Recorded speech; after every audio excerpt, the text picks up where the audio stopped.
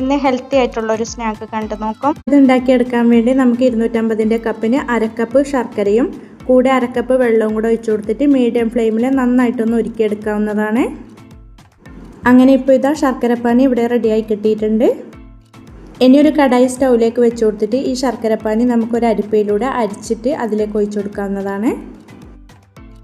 ഇനി ഇത് തിളച്ച് വരുന്ന സമയത്ത് നമുക്കിതിലേക്ക് 1 കപ്പ് ചിരവിയ തേങ്ങ, പിന്നെ ഇതിലേക്ക് 1/2 ടീസ്പൂൺ ഏലക്കാപ്പൊടി, 1/2 ടീസ്പൂൺ ചുക്കുപൊടി, പിന്നെ ഇതിലേക്ക് 1/2 ടീസ്പൂൺ ചെറിയ ജീരകത്തിൻ്റെ പൊടി, ഇത്രയും ചേർത്ത് കൊടുത്തതിന് ശേഷം ശർക്കരപ്പാനി വറ്റി വരുന്ന സമയത്ത് 1 ടീസ്പൂൺ നെയ്യും കൂടെ ചേർത്ത് കൊടുത്തിട്ട് നല്ല പോലെ ഒന്ന് മിക്സ് ചെയ്ത് കൊടുത്തതിന് ശേഷം ഈ ഒരു സ്റ്റേജ് ആകുമ്പോൾ ഫ്ലെയിം അങ്ങ് ഓഫാക്കി കൊടുക്കാവുന്നതാണ്.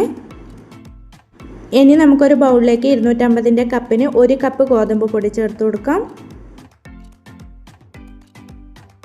കൂടെ ഇതിലേക്ക് 1/2 ടീസ്പൂൺ ഉപ്പും കൂടെ ചേർത്ത് കൊടുത്തിട്ട് നല്ല പോലെ ഒന്ന് മിക്സ് ചെയ്ത് കൊടുക്കണം. ഇതുപോലെ മിക്സ് ചെയ്ത് കൊടുത്തതിന് ശേഷം നമുക്കിനി ഇതിലേക്ക് കുറേശ്ശെ വെള്ളം ഒഴിച്ചു കൊടുത്തിട്ട് ഒന്ന് കലക്കിയെടുക്കാവുന്നതാണ്. ഒരുപാട് വെള്ളം ഒഴിച്ചു കൊടുത്തിട്ട് ലൂസാക്കി എടുക്കരുത്, നമുക്ക് തിക്കായിട്ടുള്ള ഒരു ബാറ്ററാണ് വേണ്ടത്. ഇതാ ഇതുപോലെ കലക്കിയെടുത്തതിന് ശേഷം ഇതിലേക്ക് 1/2 ടീസ്പൂൺ നെയ്യും കൂടെ ചേർത്ത് കൊടുത്തിട്ട് വീണ്ടും നമുക്ക് നന്നായിട്ടൊന്ന് മിക്സ് ചെയ്ത് കൊടുക്കാവുന്നതാണ്. ഇതാ ഈ ഒരു കട്ടിയിലാണ് നമുക്ക് മാവ് റെഡിയാക്കി എടുക്കേണ്ടത്. ഇനി നമുക്ക് വാഴയില വാട്ടിയെടുത്തതിലേക്ക് അല്പം നെയ്യൊന്ന് ബ്രഷ് ചെയ്ത് കൊടുക്കാവുന്നതാണ്. ഇതുപോലെ നെയ്യൊന്ന് ബ്രഷ് ചെയ്ത് കൊടുത്തതിന് ശേഷം നമുക്കിനി ഇതിലേക്ക് ഓരോ തവി മാവ് ഇതുപോലെ അങ്ങ് ഒഴിച്ചു കൊടുക്കാം. ഇനി ഈ തവി കൊണ്ട് തന്നെ നമുക്ക് ഇതുപോലെ ഒന്ന് പരത്തി കൊടുക്കാവുന്നതാണ്.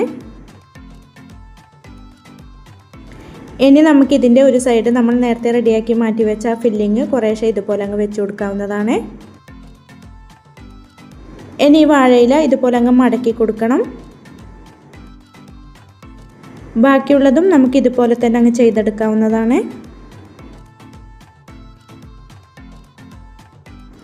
അങ്ങനെ ഇതിപ്പോൾ എല്ലാതും ഞാൻ ഇതുപോലെ തന്നെ അങ്ങ് ചെയ്തെടുത്തിട്ടുണ്ട്. ഇനി ഇത് നമുക്ക് ആവിയിൽ ഒരു 10 മിനിറ്റ് വേവിച്ചെടുക്കാം. അങ്ങനെ ഇതാ നല്ല ടേസ്റ്റി ആയിട്ടുള്ള ഈവനിങ് സ്നാക്ക് ഇവിടെ റെഡിയായി കിട്ടിയിട്ടുണ്ട്. എല്ലാവരും ഇതുപോലെ ഒന്ന് ട്രൈ ചെയ്ത് നോക്കാനും ലൈക്ക് ചെയ്യാനും കമൻറ്റ് ചെയ്യാനും സബ്സ്ക്രൈബ് ചെയ്ത് സപ്പോർട്ട് ചെയ്യാനും മറക്കല്ല. Thank you for watching.